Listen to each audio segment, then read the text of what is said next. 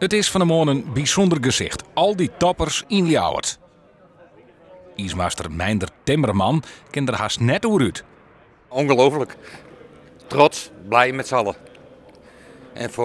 En niet alleen voor mezelf, maar voor het hele team van IJsselweeuw, want dat het gelukt is. Oktober de eerste paal in de grond en nu gaat ze de wereldtop. Nou, geweldig. Geweldig, uniek. De reedrijders binnen over het generaal goed te spreken over de nieuwe hal. Best genoeg. Mooi toch? Dat Friesland nog een mooie baan erbij heeft. Ja, ik ben er blij mee en het riet goed. En, ja. Op een nieuwe baan in Ljouwert en ik moet zeggen dat het ziet er geweldig uit. Alleen nog het is. Dat kan nog wel wat beter.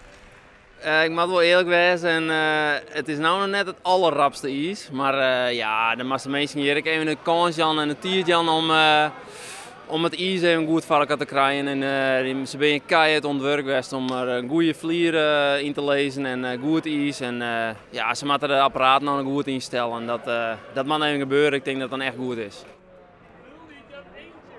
Prachtig vanzelfs al die toppers. Maar de baan is net voor de top bedoeld. We zijn groot geworden met schoolschaatsen en met recreanten in ons kleine halletje, kunnen we nu zeggen, want dit is immens.